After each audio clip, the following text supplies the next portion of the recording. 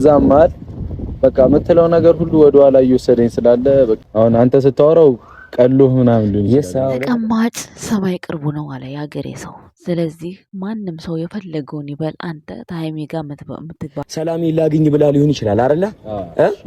አስከፋት ነገር አድርግና እስኪ ሃይሚ የምትለውን ነገር አስከፋት ነገር ትክክለኛ ጥያቄ ሲጠይቀው እሱ ግን ትክክለኛውን መልስ አይመልስም። የማያስከፋትን ነገር አያውቅም አላችሁ። ታውቃለህ እኮ ቡቡ እኔ ማቆን አውቃለሁ አይደል? አሁን እሷ ምንም አትፈልግም። ገብቶሃል አይደል? እሺ ልጁ እሱ ባወቃት ልክ ሃይሚ የሚያስደስታትን ነገር ማድረግ ሞከረ። ያ ነገር ግን ለሃይሚ ሊዋጥላት አልቻለም። ሊዋጥላት ስላልቻለ እንለያይ ያለችውን ሀሳብ የሚያስደስታት ከሆነ መቀበል አለበት። ምክንያቱም ይሄ ልጅ እዚህ ጋር ሴት አስረግዝሃል እየተባለ ነው። ያንን እመኝኝ አላት። እምቢ አለች። አላምንም አለች። እሷም መብቷ ነው አለማመን። ምክንያቱም ይሄ የተፈጠረው ነገር ከብሩክ ስለማትጠብቀው እንለያይ አለች። ኦኬ ተለያየች። ግን እዚህ ጋር እያንዳንዶቻችሁ ብሩክን ሰው አግኝቶ ኢንተርቪው ሲያደርገው እንደዚህ ብሎ እሱ እንኳን እንዲህ ብሎት እንደዚህ ብሎት የምትላለች። ስሟን አላውቀውም እኔ አንድ የሆነ እዛ ቲክታክ ላይ ከዚህ በፊትም ስለታርጋ ነበር ብሩክና ሃይሚ እንዲለያዩ ማለት ነው። ማንም ሰው ማለት ነው አይዲያውን ለማስተካከል በህይወት በብሩኬና በሃይሚ መካከል የሚናገረውን ነገር አይደለም መቁጠር ያለባችሁ። ለማንኛውም ቆይ ቤተሰብ ሰላም ጤና ይስጥልን። እንዴት ናችሁ? አለው እኔ ደህና ነኝ፣ ፈጣሪ የተመሰገነ ይሁን። ዛሬ የዓመቱ ኃያሉ ቅዱስ ሚካኤል ነው። እንኳን ለቅዱስ ሚካኤል ዓመታዊ በዓል በሰላም አደረሳችሁ እላለሁ ከወዲሁ ማለት ነው፣ ለመላው ኦርቶዶክስ እምነት ተከታዮች ማለት ነው። እና ዛሬ እንግዲህ ሀይሚ ቤት የሚሰቀለው ቅዱስ ሚካኤል አስታወስኩት፣ የዛን ሰዓት እዛኛው ቤት እያለች ማለት ነው። እና ዛሬ የምንላችሁ ነው የመጣሁት እኛ ውድ ሰዎች። ትላንትና ብሩኬ በዊና ቤት መጥቶ ነበር። በደንብ አላብራራሁላችሁም። እያንዳንዶቻችሁ ሀሳብ አስተያየት ሰጡ ነበር። ሀሳብ አስተያየት መስጠት ጥሩ ነገር ሆኖ ሳለ ብሩክ ሃይሚ የሚያስደስታት ነገር እንኳን አያውቅም። እሱ ቢያንስ ከእሷን ከሚያስከፋት ነገር የሚያስደስት ነገር አድርግ ሲለው እሱ እንኳን አውቆ ሲጠይቀው ትላላችሁ። ማንም ሰው ማለት ነው አይዲያውን ለማስተካከል እዚህ ጋር ሚዲያ ላይ በሃይሚና በብሩኬ መካከል የማይሆን ነገር ሊናገር ይችላል። እሱ ለመወደድ እሱ እንዲህ አለ ለመባል እሱን አይደለም ማየት ያለባችሁ። ማየት ያለባችሁ ሁለቱ ጋር ያላቸውን እይታና ሁለቱ ጋር ያላቸውን ግንኙነታቸው እንዴት ነው። በቃ ቢያንስ ብሩኬና ሃይሚ እንለያይ ተባብለው እንኳን ምን ያክል ቀን ተገናኝተዋል? ያንን ነው ማሰብ ያለባቸው። ሃይሚና ብሩኬ እንለያይ የምላስ ነው እንጂ የተግባር አይደለም። ተግባሩ ምን ጋ ነው? እያያችሁ ነው። ብሩኬ አበሻ ቀሚስ ካለበሰ ሃይሚም ሳትለብስ ነው ዋለችው። ሃይሚ ሳትለብስ ዋለች፣ ብሩኬም ሳይለብስ ነው ዋለው። አያችሁ አይደለ? በባለፈው በብሩክ ቻናል 2 ቪዲዮ ተለቀቀ። በሚቀጥለው ደግሞ በሃይሚ 2 ቪዲዮ ተለቀቀ በተከታታይ። ግን ከዛ በፊት 2 ቪዲዮ በሱ ቪዲዮ ላይ ተለቀቀ። እሱ ዶላሩ ነው እንጂ ስለ ሰው ምን ይመለከተዋል? ምንም አይመስለውም አላችሁ። ግን ሲስተሙ አልገባችሁም። ምክንያቱም ሃይሚ ቻናል ላይ የሃይሚ ቻናል ትንሽ ወረድ ብሎ ነበር። ወረድ ሲል ሆስፒታል መግባት ቀላል ነገር አለም፣ አስደንጋጭ ነገር ነው። ሶ በዛኛው የዛ የ300 ሺው ተጫነ ብሩክ ላይ ማለት ነው። ከዛ ግን ይሄኛው ሃይሚ ላይ እንዲጫን የታሰበ ነገር ነው። ምንም ቪዲዮውን እንኳ አይታችሁ እኮ መግባባት ትችላላችሁ እናንተ ማለት ነው። እና ብሩክና ሃይሚ የምላስ ላይና የቃላት ነው እንጂ የተለያዩት በአካል ደማቸው አንድ ነው። ይሄን ወቁት። እያንዳንዱ ሰው ቤት ሄደው ተጠርተው በሚናገሩት ነገር በሚሉት ነገር እሱን ጀጅ ልታረጉት አትችሉም። አነጋገሩ እንኳን አያምርም፣ አመላለስ እንኳን አያምርም። እሰይ ያለማየሁ ልጅ ቅብርር ያለ አንቀጠቀጥሽ፣ እያንዳንድሽን ከመቀመጫሽ እስከ መስሪያ ቤትሽ ማለት ነው። ለዚህ ነው አይችልም ትሉታላችሁ። አሳያችሁ። ከዚህ በላይ ምን ያደርጋችሁ? ቻሉት አሁንም ማለት ነው፣ እስከ መጨረሻ ድረስ ማለት ነው። የሃይሚ ስህተት አይታያችሁም? የብሩክን ስህተት ለማብጠልጠል ግን አንደኛ ናቸው። አንደኛ ሆነ እሱ የሚያስደስታትን ነገር አላወቀም ማለት ነው። እዛ ጋር የጠየቀው ያውቃል፣ ግን ያም ለቪዲዮ መጠየቅ ያለበትን ነገር ነው የጠየቀው። ይሄም ደግሞ መመለስ ያለበትን ነገር ነው የመለሰው እንጂ ስላላወቅ አይደለም። አለባብሶት አለፈ። ሲጠይቀው አለባበሰው። ማውራት አይችል። እናንተ ናችሁ የምታወሩለት። ከዚህ በላይ ምን ያርጋችሁ? አሜን ብላችሁ ተቀበሉ። ቡቡዬ በዚያ አጋጣሚ ይመችህ የሚስት ንጉስ። እዚህ ጋር አንድ አባባል አለ፣ ልጋብዛችሁ አዳምጡ ማለት ነው። እናታችሁ የመረጠችላችሁ ሚስት ካገኛችሁ እድለኞች ናችሁ። ለማካበድ ለማዋደስ አይደለም። እናንተ ጋር ያለው ችግሮች ሁሉ አሉ። ያኔ መስማማበታል። የእናት ምርጫ ሁሉ ይለያል። ያ ምናልባት እንደው እናቴ የሆነች ሴት አግኝታ ላትመርጥልኝ እንኳን ብትችል የፍቅር ጓደኛዬን ግን ቀርባት ብታይልኝ ደስ ይለኛል። እንደዛ አምናለሁ። እኔ በነገራችን ላይ የአባቴ ጓደኞችና የእናቴ ጓደኞች ከ17 በላይ ሴት ተመርጦልኛል። ሁሉም ይወዱኛል። ለልጄ ነው የምሰጣ። እሷም ልጄ እሷም ኤቭሪ በቃ ማለት የቤተ ዘመድ ሁሉ የእናትን የበለጠ በቃ አይደለም። የእናቴ ጓደኛ አክስት ነው የምንለው ድሬዳዋ ላይ ሀቦ ነው የሚባሉት። በቃ የአባት ጓደኛ አዴራ ነው። አሁን ድሬዳዋ ላይ ሄደ እንደዚህ አክስቴ ምናምን አዴሮ ነው። አዴሮ ሚንስ በቃ አጎት ነው፣ እንደ ደም አጎት ነው የምታየው። ያስተማሩኝ አስተማሪዎች ልጃቸውን በቃ አማች አገኘን ይላሉ። የእናት 10 ምናምን እኔ ራሴ የተባልኩትን ስቆጥር ነው። ይሄ ለማካበር ሳይሆን የማህበረሰቡ ኑሮ እንደዛ ነው። ሲወዱ ጥሩ ልጅ ስትሆን፣ በሃይማኖት ጥሩ ስትሆን፣ ጎበዝ ስትሆን በቃ እሺ። ጠየቅካት፣ ደንግጣ ገባች። ከዛ ምን ሆነ? ሄድኩ ለአዲስ አበባ። አንተ አሳይመንቴን ጨረስኩ። ተናግረህ ሄድክ? ምክንያቱም በጉጉት የሚጠበቁ ሁለቱም ትልልቅ ቤተሰቦች ናቸው። በቤተሰብ ደረጃ ይታወቃል። የእሷም የኔም ትልቅ የተከበሩ ቤተሰቦች ቦth of them። የኔ ስም ኢብሳ ደሚና አይደለም። የእሷም አባት የጎሳ መሪ ነው፣ የኔም አባት የጎሳ መሪ ነው። ሁለት ቡርዣዎች ማለት ቡርዣ አይደለም ግን ለአገላለጹ ማለት ነው። የትልልቅ ቤተሰብ ልጆች ነው። ከዛ በኋላ አለቀ በቃ ጉዳዩን በቃ ወረወርኩ። እነሱንም ይጨርሱ ኖ መለስኩኝ ወደ እነሱ ሜዳ። ምክንያቱም እኔ አክሰፕትድ ነኝ። ምክንያቱም አስበዋል። የወለደች እናት፣ እህት፣ የወንድምህ ሚስት ሴቶች ናቸው። እቺንማ ካሉ ሴቶች ናቸው። እህቴ ሴት ናት፣ እናቴ ሴት ናት፣ የወንድሜ ሚስት ሴት ናት። በጣም ነው የሚወዱኝ። ብዙ ጊዜ እኮ ፈተና በዛ በኩል ነው የሚመጣው። ማለት ደግሞ ለእኔ ብሎ አይደለም የወደዷት። ሪያሊቲ የሰውንም ሪያሊቲ ማስቀመጥ ነው። እዛ ጋር የምታሳይ ለነሱ ብላ ደግሞ አገባዋለሁ እሷም ደግሞ አገባዋለሁ የሚል እንትን የለም ስለሌለ የእውነቷን ያሳየችው የምታደርገው ነገር ምንም የተለየ አክት የለማ። ያስመሰለችው አክት የለም። ምክንያቱም እነሱ የቲያትር ዓለሙን ያውቁታል። ሺ ኢዝ ዘ ራይት ፐርሰን አሉ። ይህን ዩቲዩብ ቻናል ጣቢያ በደንብ ነው መከታተለውና ሁላችሁም እንድትከታተሉት እጋብዛችኋለሁ። በዚህ አጋጣሚ ማለት ነው የኛ ውድ ቤተሰቦች ማለት ነው። ያልተጻፈችልህን ሴት በግንባር ብትቆም አታገኛት።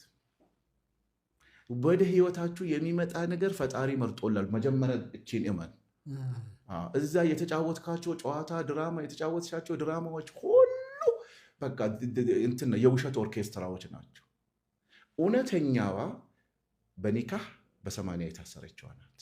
ያቺ ደግሞ የፈጣሪ ምርጫ ናት። ሰይጣን ትዳርን ማምጣት አይችልም። ይረብሻችሁ ግን ይችላል ገብቶ ማለት ነው።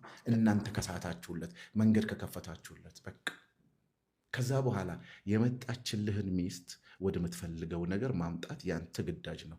የመጣልሽን ባል ወደ ምትፈልጊው ነገር ማምጣት ያንቺ ነው እንጂ ጥጋ ጥግ ይዛችሁ የለም። ሶስተኛው ፈጣሪ ነው። አሁን ሰይጣኑ በጣም ነው የሚጫወተው እዚህ ጋር። የሰውዬ ስንት ወንድ እየፈለገሽ አንቺ ምናምን። በትዳር ውስጥ ደግሞ በጣም የሚያስጠላውና በተለይ መስማት ፕሊስ አትባባሉ እንደዛ። ወይኔ ስንት ሴቶች እየፈለጉኝ እኮ ነው እኔ አንቺን ያገባት፣ ወይኔ ስንት ወንድ ከቦኝ እየጠየቁኝ አንተን አገባው። ያ ያንተ ስልጣን አይደለም። ውሸታም በቃ ውሸት፣ የመረረ ውሸት። ምክንያቱም በምንም ተአምር ሰይጣን ወደ ትዳር አያመጣህማ። ወደ ትዳር ስትመጣ ሶስተኛው ፈጣሪ ነው። አለቀ። እንደውም ከትዳር እያራቀህ ነው የሚሄደው። አረ እንደዚህ ምናምን። ከዛ ውጭ ደግሞ ትዳር ውስጥ ከገባችሁ በኋላ ትዳር ከሌለው ሰው ምክር አትቀበል። ፈተናው እሱ ነው። ከምን ወደው ሰው ነው ምክር የምንቀበለው? አረ ሰው እያቃጠለኝ ምን ይሻለኛል ለማ። በተቻለኝ አቅም ስለ ትዳር አስተያየት የማልሰጠው እኔ ማም ነው። የኔ አመለካከት ያላገባ ሰው ሀሳቡና እውቀቱ ሊኖረው ይችላል፣ ግን በቂ ነው ብዬ አላምንም። ስለ ትዳር ሀሳብ ለመምከር የኔ እይታ ነው። በነገራችን ላይ በጣም በተለይ ሪሌሽንሺፕ ላይ የሚሰሩ ሰዎች ራሱ አማካሪዎች ራሱ ያላገቡ ከሆነ እንዳትሄዱ። አስቸጋሪ ነው። ኖ ቲዮሪውን ነው የምታውቀው። እኔ ቲዮሪውን ከዚህ የዛሬ ስንት ዓመት 20 ዓመት የሆነ ነገር ላይ አነብ ነበር። አግብቼ ልክ ኤክስፐርት ስሆን ግን ሪያሊቲውን አየዋለሁ በህይወቴ ውስጥ። አንዳንድ ነገር በእውቀት ብቻ የሚገኝ አይደለም። ትዳር ራሱን ይሆን። አሁን ለምሳሌ ያልተማረ አባት ያልተማረ አያት እኮ ትዳርን ይሸመግላል። እንትኑ አይደለች ትምህርት ቤቱ አይደለችም ትዳርን እውቀቱ አይደለም ተኑሮ የሚታየው። አንዳንዴ ደግሞ እያየህ ዝም ማለቱ በእውቀት የማታገኛቸው እውቀቶች አሉ። በእውቀት የማታገኛቸው እውቀቶች ትዳር ውስጥ አሉ እንጂ ያንቺ ፕሮፌሰርነት ያንተ ፕሮፌሰርነት ዶክተርነት ማዕረግ የዲግሪ ብዛት ነው።